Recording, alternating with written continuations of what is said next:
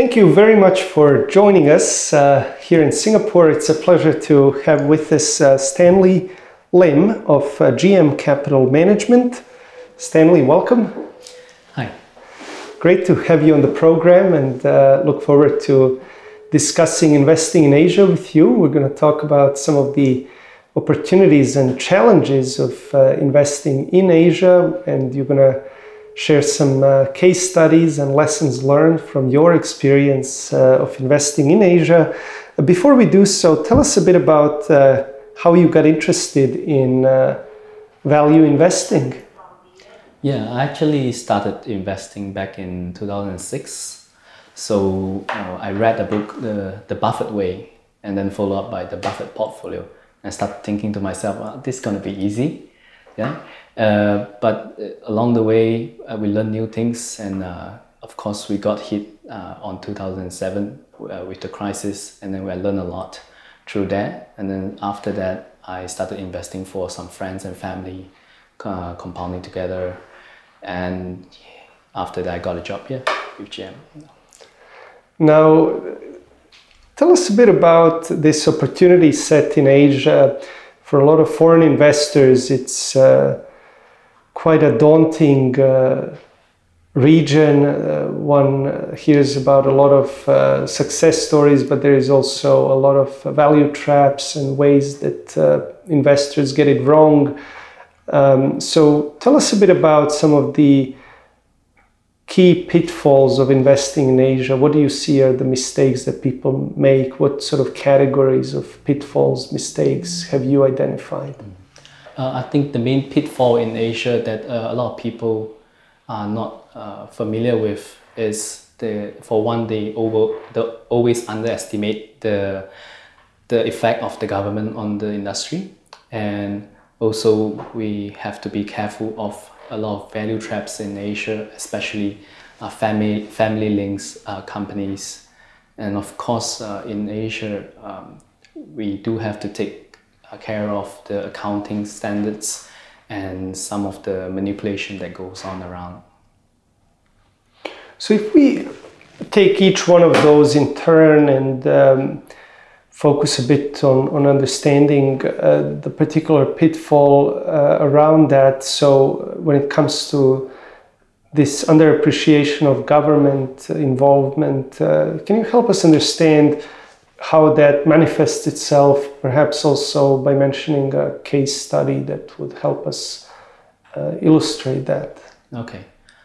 Basically, in Asia, a government is still a major player in many of the businesses, and in Singapore we do have the GLC, the government-linked company, and in China maybe the state-owned enterprise. And as a government, maybe sometimes being fair or adding shareholder value might not be your main priorities. So we have to understand in different circumstances if the government has the willingness and the capacity to be fair to shareholders. Yeah. And of course, if we look at industries such as the public transportation, that's one, of course, airlines. They are a major part of employer in the country, and sometimes raising prices is not in the best interest of the government, and they might let the company take the pitfall. Are there any recent examples or any past investments that you can remember where perhaps the government played a role, and if you could sort of explain the particular situation? Mm-hmm. This is a company we focus on quite a bit, but we haven't really invested in them. In Singapore, the main transportation company is SMRT, and they have always been very fair to shareholders for quite a long time. But recently, because of inflationary issues, the cost of raising expenses, they are not able to pass them through to. They are not able. The government do not allow them to pass the cost through. So they are under a lot of pressure, and and it really depends on government policy. So like we said, in this type of industry, sometimes the government policy is much more important than understanding the business itself. Now, you mentioned also the family-controlled companies, which are widespread in Asia. So it's certainly a big factor for investors to consider as they're filtering through the various companies that they're considering. So what are some of the ways that you look at family involvement? Is it a positive? Is it a negative? How do you think about that as an investor? I think basically we cannot come to a conclusion that if a company is family owned, then it's going to be bad for investors. I think it has to be a case by case situation, but generally we have to take care to understand the founding families behind it. And if we look at companies where the family owns a large part of it, and we have to see if they are really interested in building the company, or sometimes in many cases they are just treating the listed entity as their family office.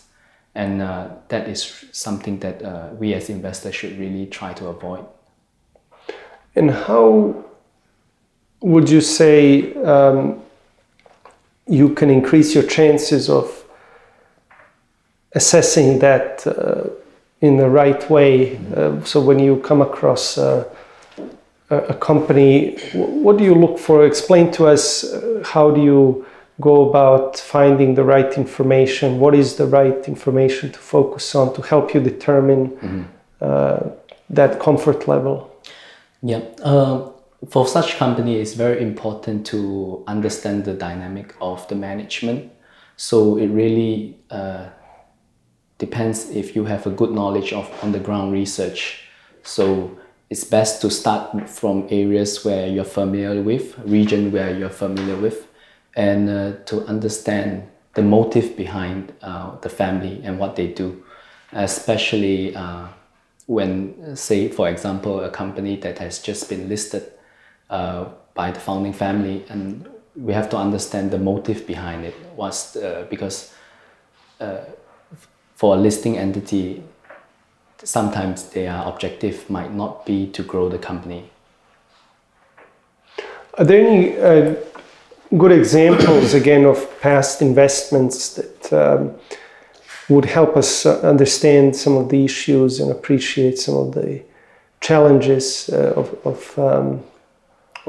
family-controlled businesses? If we look at, maybe there's a company in Malaysia called YTL Corporation. This company is family-owned, but when you look at their past record, you can see that they are quite good capital allocators, and they have been relatively fair to shareholders, and all the investment they have reinvested in are earning good returns. And so it really gives us a sense that over a long period of time they have been fair to shareholders. But this kind of activity, you have to look back for a long period of time and to see if they will continue such practices. So would it be fair to say then that a history of being public and having a lot of financial statements going back years and years is a requirement? If that's not available, then you would pass on a company? For us, most likely, yes, we'll pass on that, unless we have on-the-ground research, like I said, and information that we understand the management and their motive behind it. Because in Asia, the disclosure might not be as complete as, say, for matured markets. So a lot of times you have really to depend on what I call the soft analysis, where to have good on-the-ground research and understanding of the region and the relationship between the power brokers in the industry. And how does it work then? Help us understand a bit the just the access to these managers in Asia? Give us a sense of how hard or not is it to just call up a company, speak to the CEO? Do you need to speak the local language? Can you do that in English? Just give us a sense of how that works in practice. You might be surprised. It's actually much easier than you were thought. Most of the listed entities in Asia, they do have an investor relationship department. So through them, sometimes you do get access to the top management, and you'll be surprised. A lot of them are quite open to speaking to you, and of course, most of them will be able to converse in English. And are we talking about owner-operators then, or are we talking just about the management that's in place to run the business and the controlling family is in the background and is perhaps more difficult to get access to? Yeah, most of the time we get access only to the operating management. So provided the families are the management as well. So it might be harder to reach them if they are just the shareholder of the company. And what about, let's say, any examples where, you know, you have studied and followed some of the families, and as you research companies in Asia, you find out, okay, I'm comfortable with one family. Do you then use that in your idea generation? Do you have a certain number of families that you follow, kind of see what deals they're doing and perhaps what companies they're starting or acquiring, and kind of use that as your idea generation tool? Mm-hmm. We don't specifically try to look into companies with family control, but if we do come across them, we will try to study them for a long period of time before making any investment in them. Like we mentioned before, we have to look at their track records, and so from idea generation, we will not typically try to source out family control companies. If possible, we try to avoid them. And why is that? So why would you? So in a way, you are saying that it can be quite a negative thing, I guess. Yeah, like we mentioned before, because if we do not have access to understanding their motive of the business and their thought process on the business, it's really quite hard for us to put a definite trust on the business itself. So it really depends on how open they are with investors. Now, let's move on to the accounting standards and perhaps some of the ways that accounting can mislead investors or create pitfalls. Give us a sense of what's important there to consider as an investor in Asia. I think in Asia, a lot of times in some market, the regulation is not that strong. So as investor, we have to really understand the different accounting standards in each country. And especially in many cases, company that has wrongdoing has not been prosecuted. So it creates a false sense of understanding within participants that maybe market manipulation is a legit way to make money in the stock market. But so it's important for us not to be sucked into this game of Russian roulette, and be more focused on finding legitly well-run companies. For example, maybe I can talk a little bit about the S-chip situation in Singapore. S-chip is basically the term used for companies with operation in China but are listed in Singapore, right? There has always been a great enthusiasm about them a few years back, but after a few scandals broke, their reputation is really destroyed. So after this incident, we come across a company called Laureate Lifestyle. This company basically is a men's fashion apparel business, and is trading together with a lot of the S-chip company at ridiculous valuation. Back in 2012, we are finding it trading at 1 PE, and and the net cash is much more than the market capitalization. Plus, they are giving a strong dividend. So, at first look, we might feel that such a company is misunderstood by the market, and the whole thing with S-chip might be overblown. But if we follow the company for a longer time, we found that problems are starting to surface.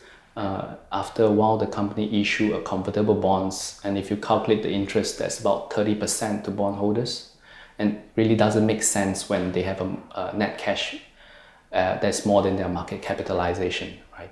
And another red flag is it is in the men's apparel business, and if we look through market leaders such as Trinity, Evergreen or Lilangs, they are having a slowdown, but from the annual report of such a company, you do not get an indication that there's any slowdown in their business. So even if we found things like that, it takes a long time for companies like this to reach the point where they're suspended by regulators. So the whole episode took more than a year before currently that Laureate Lifestyle is facing suspension. So with some accounting problems with their cash balance. So it really, the lesson learned here is we have to always ask the obvious reasons. If the company is really that cheap, why isn't management planning to do anything about it? So, so speaking to management is a very important step in investing in Asia. Only by accessing to them and understanding their reason and how they answer your question, do you finally get a full picture of the businesses.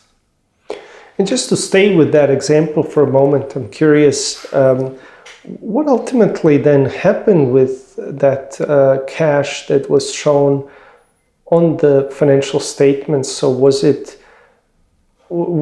there?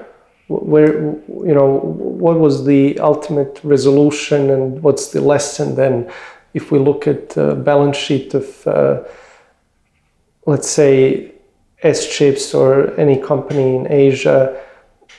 When you see a cash balance, what is perhaps the question number 2 or question number 3 that you need to ask to actually get comfortable that there is that cash actually there? Mm-hmm.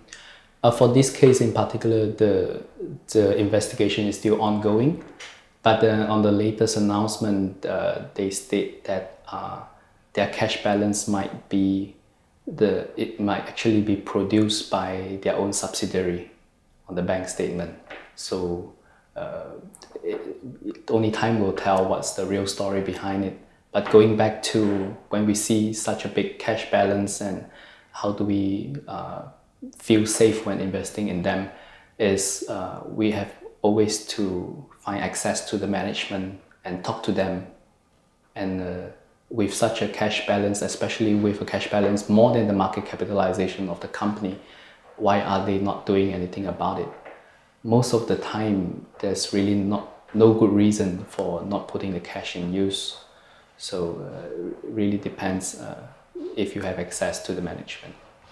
So if you come across a company with a lot of cash,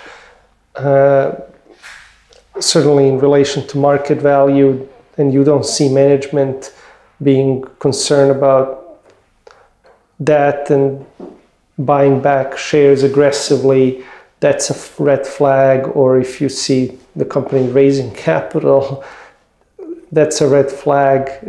And does that then lead you to basically say, okay, we pass, or is there any compromise that you're willing to make depending on how cheap the equity is, where you say, okay, I know there's some risks, but on a risk-reward basis, I'll still make a bet and size the position accordingly?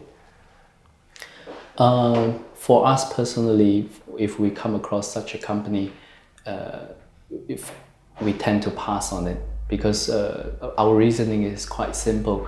On a universe of listed companies in Asia, we are talking about a few thousand, maybe tens of thousands of them, but for our portfolio to run, we only need a good size of maybe 15 to 20 of the names.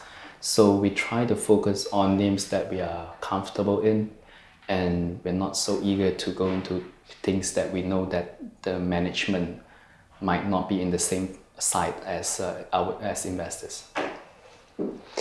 Let's maybe switch gears and talk a bit about the opportunities then in Asia.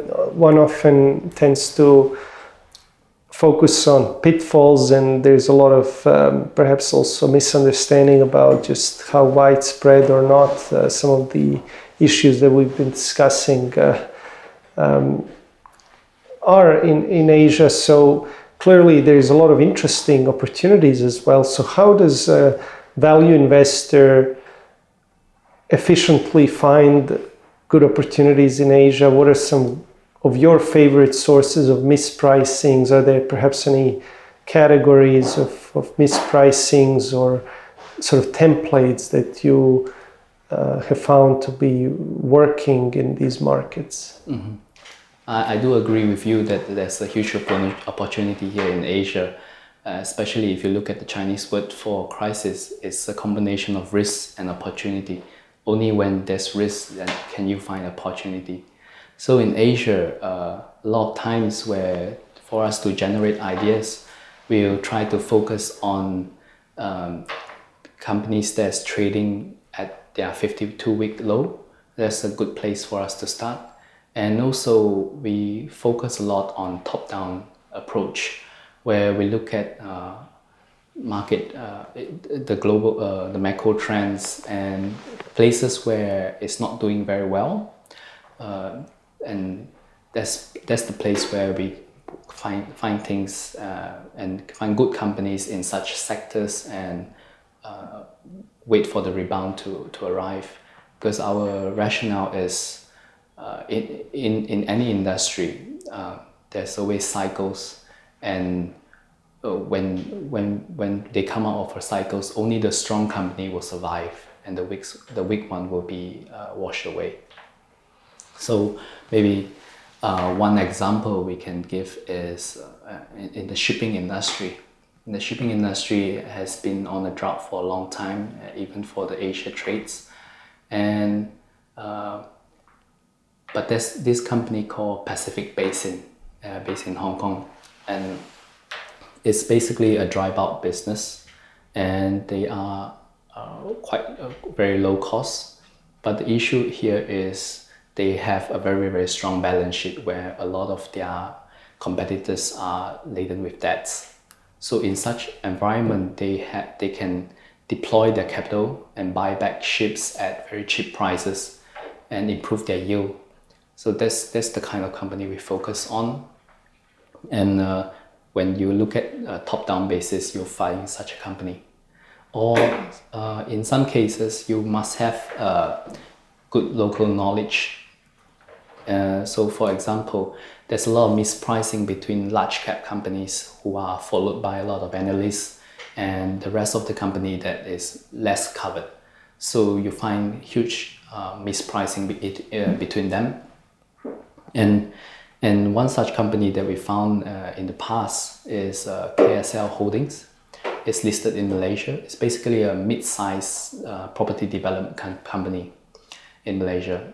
And what is happening is this company has a huge land bank in Johor Bahru, which is the southern city of Malaysia.